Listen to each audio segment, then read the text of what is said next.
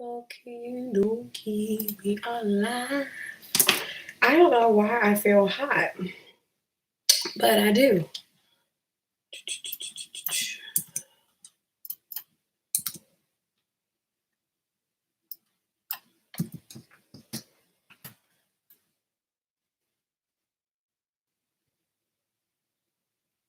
Okay, let's do. Oh, definitely desperate need a Wi-Fi. Guys, we're gonna just get Instagram ready, and then we'll be ready to go live. Give me a second.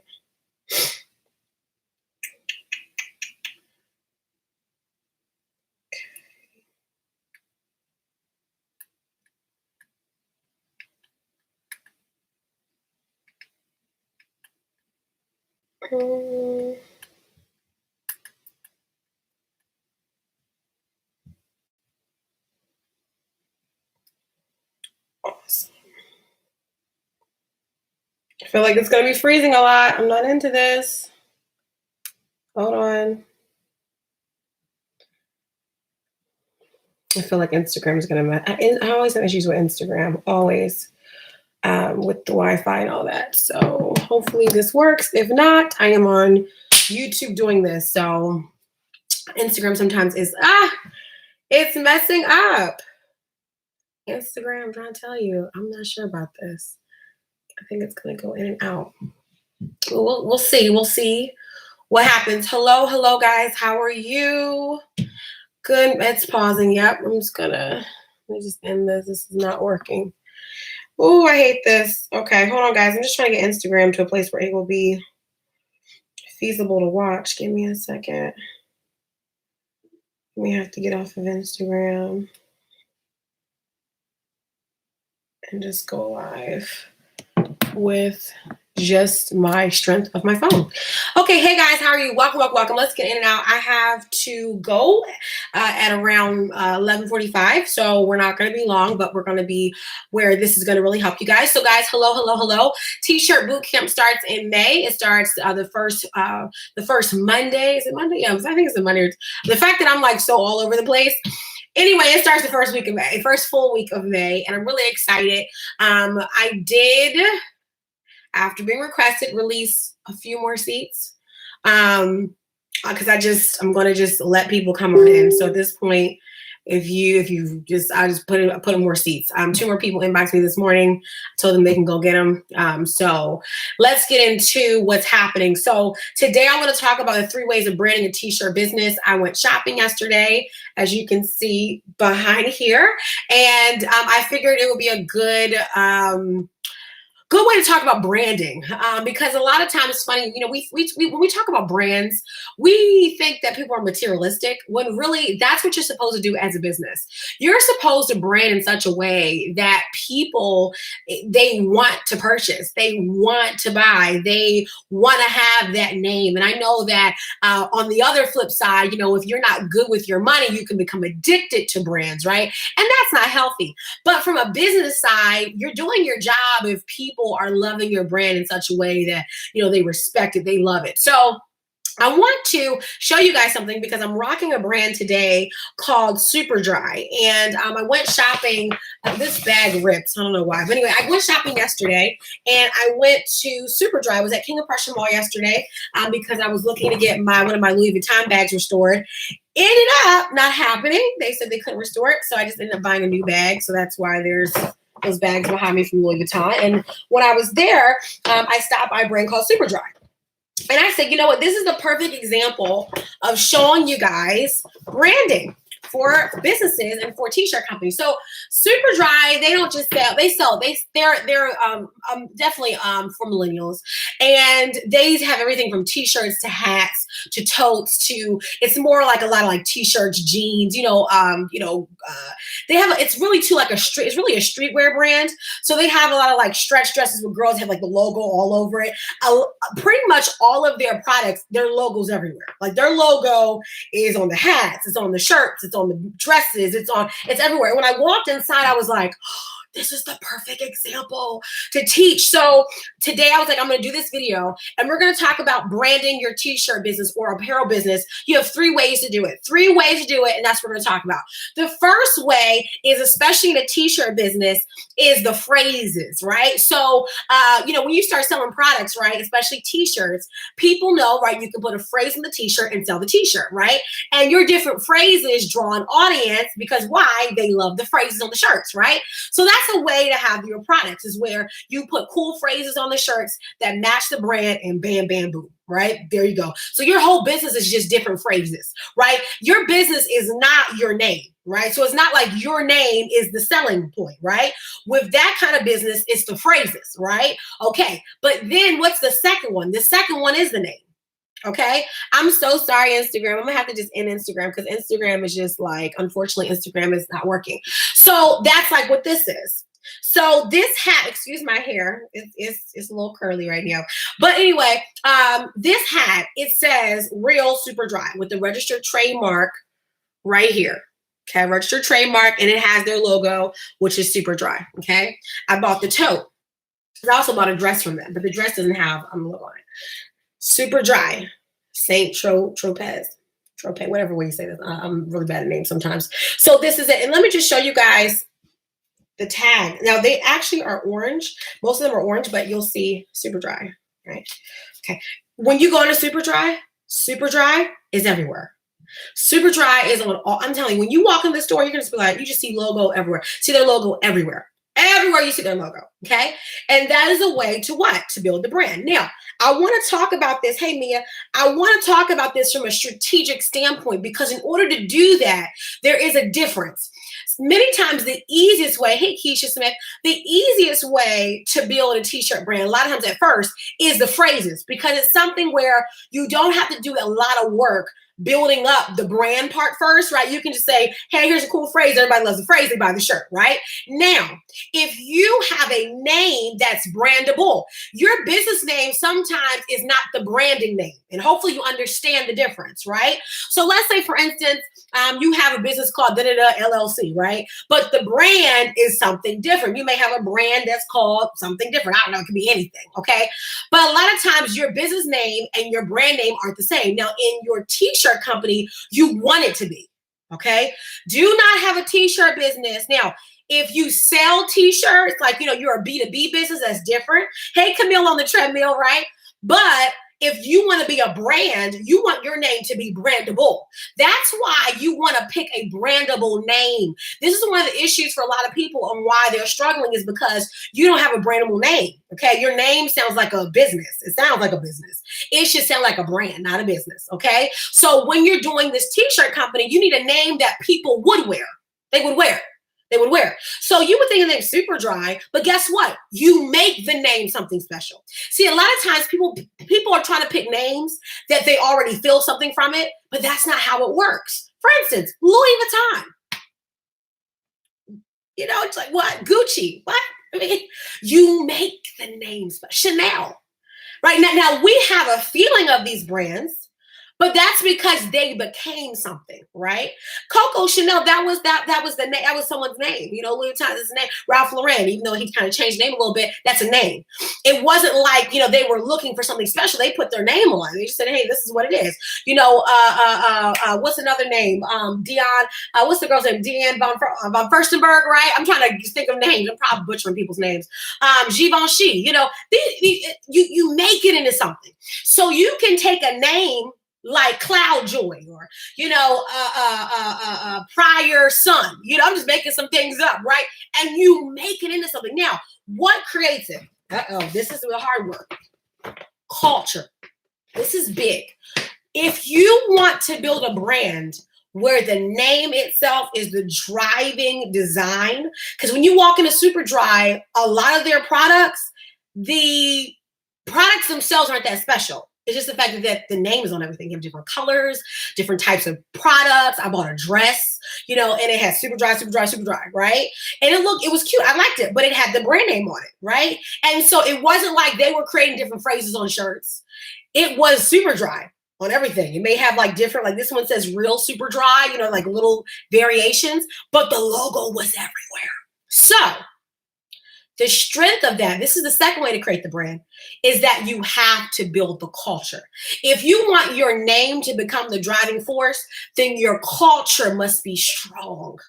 And it does take time to build a culture. And this is why design, color, imagery, all of that. Yes, very exactly. Yeah. So when you think about brands like Supreme, hold on, give me a second.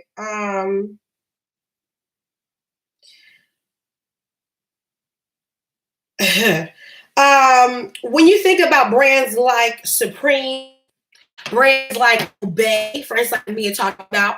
I used to be a really big fan of a t-shirt, more like a t-shirt discount website called Karma Loop. They were one of the very first brands that were really big into like the kind of like the discount savings, where like you shop one day, you get these kind of deals in certain brands. And that's how I learned a lot about streetwear. I learned a lot about streetwear because I could shop all types of brands from Karma Loop. And when you looked at all these different brands, they all had that streetwear feel, right? And in that, the main selling force was the name.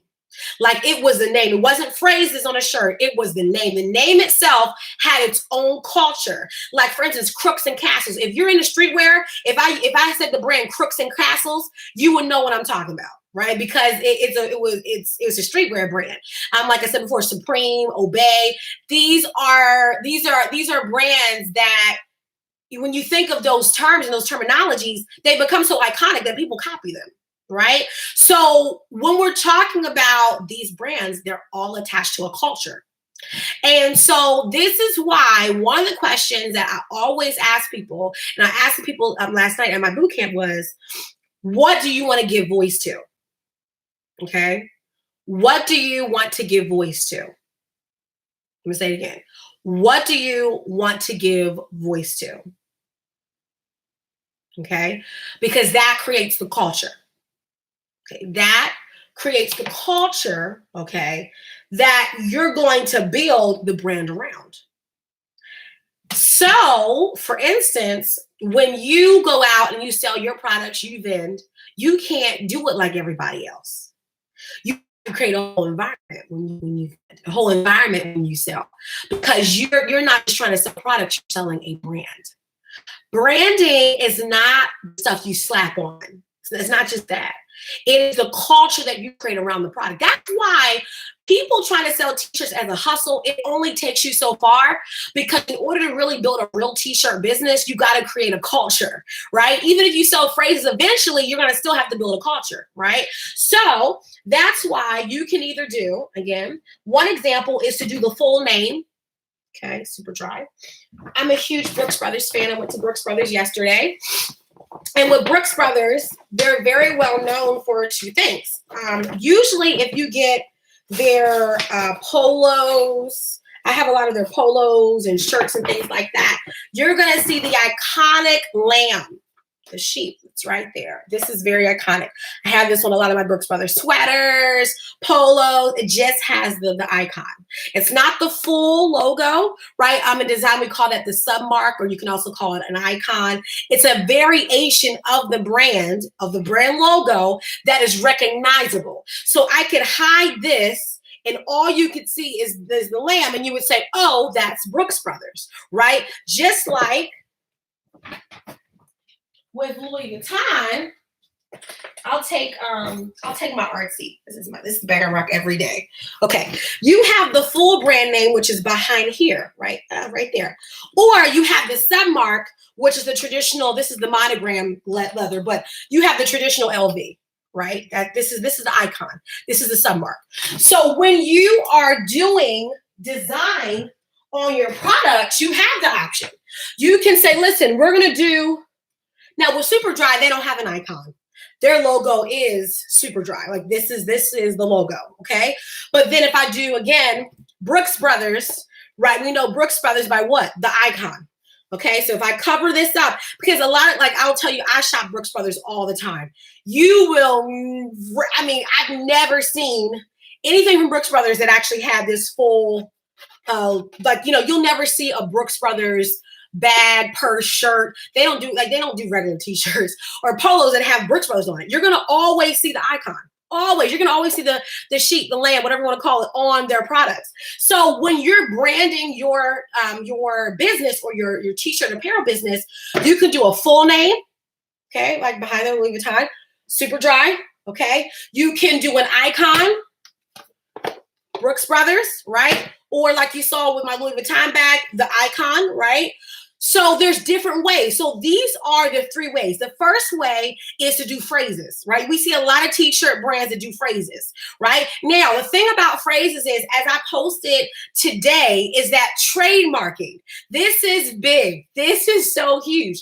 When you are coming out with phrases, when you always want to make sure that no matter what kind of brand, whatever kind of products you release, especially in the apparel business, you want to have an iconic collection that remains as the core fashion base for your brand. So these are the products that you'll always sell, that no matter what other collections you release, you'll always be selling these products.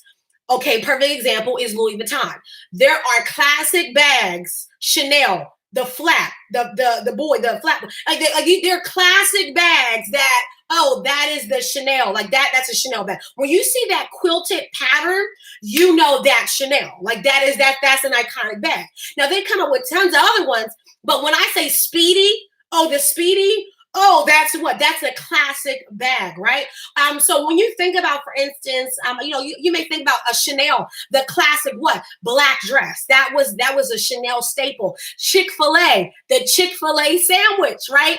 These are the iconic collection. McDonald's, the burger, the drink, and the fries. A classic collection in every brand, I promise you, unless it's like a big box store or a department store where they house brands. If it is a brand itself, there will always be something that kind of marks it as like even when you think about Jordans, there are classic sneakers that have become at the core one of like the base products, right? And think about it, is that the brand may evolve that product, but it has become known for that type of product. Does that make sense? So when it comes to trademarking, you want to trademark the things that will become the icons of the brand. So in other words, for instance, the icons, and especially if you're going to be using your name on bags, on branded material, you want to trademark those things. Because remember, this is the brand. So if you're going to be placing it on things to promote it, then you need to trademark that, okay? Now, should you trademark every phrase you use on a t-shirt? Honey, bro, let me tell you something. It's not, no. That's why a lot of times you'll see that very well-known brands, what they have really trademarked was the actual name of the business. They're not going to trademark Saint-Tropez. You can't even do that. First of all, it's actual location, but they can trademark what? They can trademark Superdry. So if I slap Superdry on anything, it's trademark. No one can get it, right? So you trademark what is iconic. You do not trademark every phrase unless it's a phrase that will become what? An iconic part of your brand. So if you have a phrase that you slap on everything, it's not your brand name, but it's a phrase, you need to trademark that. Because guess what? When people see all those t-shirts with all those phrases, and that is actually one of the core phrases of your brand, whatever, you put it on a sweatshirt, a t-shirt, you need to trademark that. Because if not, someone else will do it. And this is why we trademark. We trademark for the sake of not having brand confusion, and also so that we're not having a brand tainting. So tainting is what happens when, for instance, Louis Vuitton or a lot of high-level brands or couture brands, they want to protect their reputation. Because if someone tries to rip off their bags, like for instance, you go to Chinatown, New York, you buy a fake bag, the leather breaks, right? The bag starts to rip apart. And so now here you are, oh, my Louis Vuitton bag is breaking apart. No, that's not Louis Vuitton.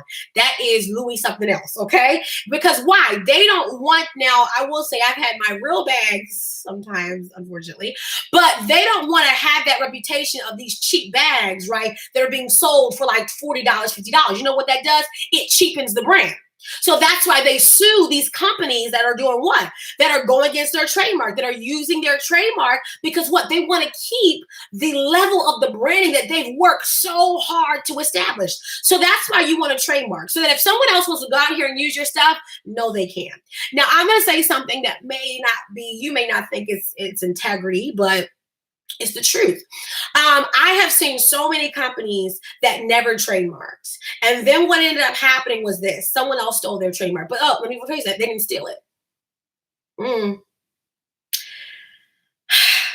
Let me share something with you that is really important. Okay. No one can steal a trademark. No one can steal a trademark technically. Because if you never protected it in the first place, they aren't stealing it. They're getting their trademark because it was never yours. Just because you thought of a name, if you didn't protect that name, technically it's not yours. You're just simply leasing it or renting it until you own it. Think about it like this. If you rent an apartment building, if your landlord or someone else decides that they want to move in, right? You can't say, oh, they're stealing my apartment. You don't own it. How can they steal something that you don't own? Okay. So you want to make sure that you're protecting. This is important. Now, if you're creative, you don't need to trademark all these different brand names that you think of. You want to trademark the ones that you know that you'll be using as a core base name, a brand name, let's put it like that. Okay. You want to trademark that and you want to protect that. Okay. Does that make sense? Okay. Now we're almost done. We have 5 minutes. So let's go over just some lasting principles I want to talk about for branding purposes. So how do we brand a t-shirt business? Let's go back over it. The first one is I can do phrases on shirts, phrases on sayings. Okay. I can do where I slap my brand name on everything or what? My icon. The third one is I can do both. I can do phrases and I can do my icon and my full branding. Okay.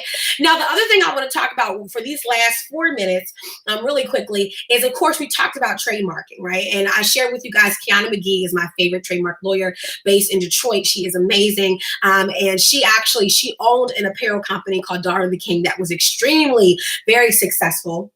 Ashley trying to read. You better put some earphones in, Ashley.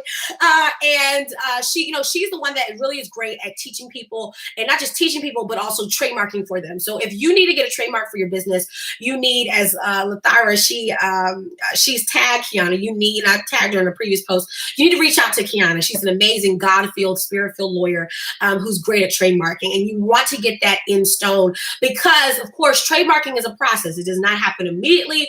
You have to file for it, and then, of course, it takes some time for the government to approve, but you want to get that taken care of. Okay. Now, I also quickly want to talk about something I got a question about, when you're vending or exhibiting, how much money should you put into, like for instance, boxes, bags? And I quickly told them, I think it's a great kind of ending quick fact tip is that you never want to eat into your profits by using products or materials that cannot support or sustain your business. So in other words, let's say you're selling cheap t-shirts. Let's say you're selling t-shirts for $10 to $15.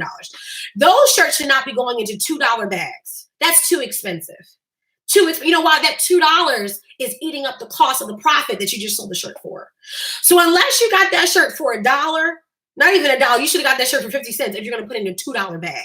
The best thing you need to do is if you want branded bags, I'm all into branded bags, but get plastic poly mailer bags before you get paper like these behind here. I've seen people, I've bought t-shirts from people. The shirt was $20. They put them in these nice expensive bags. And as much as I appreciated it, from a business perspective, I'm thinking, that is not what we should be doing here, okay? So how can you do this affordably? One of the great things you should do is to get plain colored bags, get stickers, the large stickers printed from Vistaprint and place those on the bags or like get blank. So you're getting custom bags that have the name on it, get paper blank, like those kind of bags, right? That are blank. They don't have your name on them, and get stickers and place them on. You can get transparent stickers and place them on there. That's a great way to cut out the cost because guess what? Unless you are pushing out a ton of volume that validates those costs, you're wasting money and you're not being a good steward. When you're starting up your business, you do not have time to be using and going ham and branding. You want to definitely brand, but I would rather put my money to the trademark than be out here in the streets. I got custom this, custom that, but you're not pushing enough value to validate all that. So start out simple, okay? As you make more money, then you can begin to go out a little bit more bling and a little bit more this and that. Now, the other thing I want to say is, guys, if you do not have an online store, listen, I don't care whether you are 6 years old or 96. Okay. I shopped this past weekend at an event that had vendors, and I asked for business cards because I wanted to, I didn't have my card. Well, I had my card, but I wanted to kind of go ham, and I was like, listen, I'll shop this week. And I did.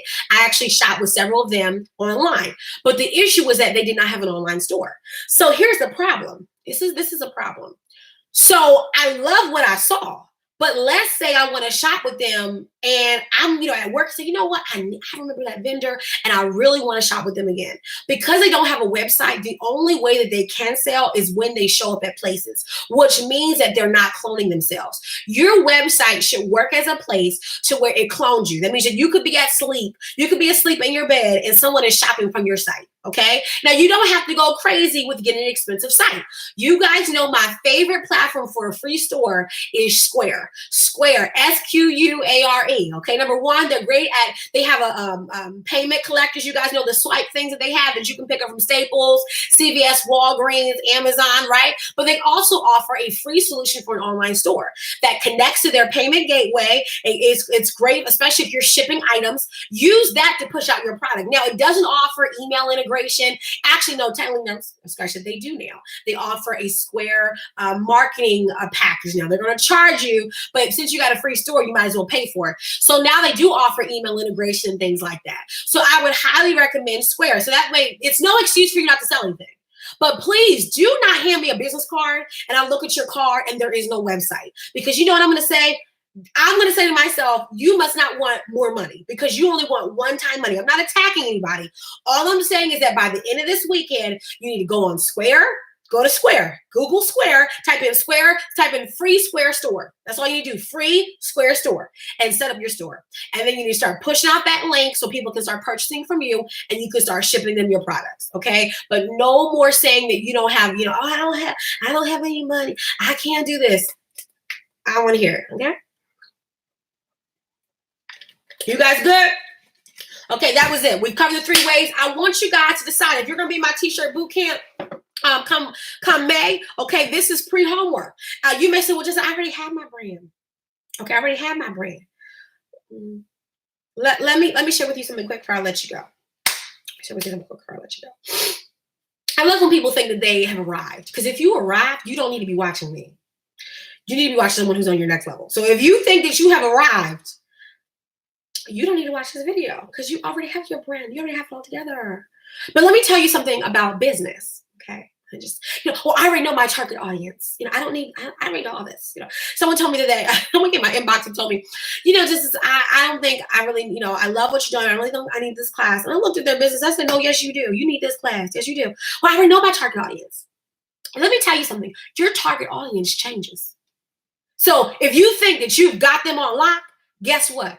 They're going to keep on changing. You know why? You're dealing with human beings. Human beings change. Our desires change. Our taste buds change. The way that we read books in the 90s is different the way that we read books in 2019. Even the way that we read books in 2015 is different the way that we read books now in 2019. The way that we purchase music is different than it was back in 2010. That's why people in the music industry, if they're not smart and if they're not paying attention to their target audience, they're not going to have any money to support their dreams, because you have to keep up with your audience so that you can keep that money rolling in. So you think, oh, I already know my target audience. Well, then here's a question I ask you. Give me the trends and the predictions for what will happen in 2020 with your audience. Since you have arrived, that's what I tell people. Because the great thing I love about business is that it keeps you on your feet. You never have arrived. You are always trying to figure out what they're going to do next, because people change. We went from McDonald's to now Whole Foods, right? We went from, from eating whatever to keto, and from kale and to juicing and intermittent fasting. Did this stuff always exist? Yes, it did. It's not like this stuff popped out of the blue. But what happened? People's taste buds and desires change. So you never have arrived. You always have to keep. The way that people preach and taught the word in 1946 is different the way it is in 2019. We need air conditioning now, okay? We can't sit outside and get mosquito bites all the time now. You know, we got to change. Listen, okay, we can't be up here in all white sheets anymore. Listen, we need the air, okay? We need children's church, okay? Why? Because guess what? People are being raised differently. The way that people were raised in 1946 is different than how they were raised now in 1990, 1980, 1970. So your audience is always changing. But guess what? I was always changing too. Your brand is changing. Your brand stays the same at the core, but what happens around that brand will change. It will change. Why? Because you got to keep up with the demand of people. So that's why when we get in this t-shirt boot camp, I don't care what level you're on. Every week is going to be for you. Because if you say, well, I already know what my brand does. Well, but here's my question for you. What is your branding doing this year that's different than what it did last year? You need week one. You know, how are you serving your audience, your target audience, differently based on their taste for this season than you did last year? Huh? Are you doing the same thing? That may be why you're experiencing the same results, because you're doing the same thing, expecting what? Different results. What do we call that? Stupidity, right? And you're not stupid. You're so intelligent. That's why many of you signed up for the boot camp. Because why? This is not about me just teaching you. Really what my job is to do is to teach you just a little bit, but really what my job is to do is to help expand how you think with whatever it is in your hands. So that if we're building t-shirt companies, apparel companies, that we're going to begin to think forward thinking. And we're not just going to think about now, but we're going to think about 2020. We're going to think about 2021. We're going to think about tech. We're going to think about how we can be what? Innovative. We're going to make sure that when we show up to sell our products wherever it is, that we stand out from all the other tables, from all the other exhibitors, right? And it's in our own way, okay? We're not trying to compare, but we're going to make sure that we're staying up with our audience, our crowd, okay? So guys, listen, I'm done. I got to go. Here's a last minute thing, okay? I did open a few more seats for the boot camp. For the t-shirt boot camp in May, I did open a few seats. A few of you guys were asking. So I'm not going to be promoting it though, like through posts. I'm just letting you know, if you're watching this video, I'm letting you know, okay? I'm letting you know that there are more seats. Okay, I'm not going to be posting it. So the only people who will know this is if you are watching this and you see the link. Okay, you see it. So I did open up more seats. I had people inboxing me. Y'all know people were bribing me for these seats. I had a lady ask me, she was like, how much should I cash out to get this seat? And I was like, Cash App? She was like, yeah. She's like, I'm gonna pay, like, if you open up a seat, I'll pay you for it. I was like, ma'am, that's, first of all, I don't even know. We're not doing this, okay? So what I did instead was, so you guys try to bribe me for seats, I open up more. So we capped at 40. More people have signed up since, so I'm just leaving it open. And what I'm doing is just doing 10 at a time. So do 10. If that gets filled, I'll do 10 more. And just, just if it gets filled, there'll be a waiting list. And just join that waiting list, okay? But if you want one, just go and sign up, okay? No more trying to bribe me, okay? We don't do that. Inbox me if you are having trouble signing up, but I won't be posting it because I don't want people, it's kind of like a, if you know what, you'll go, okay?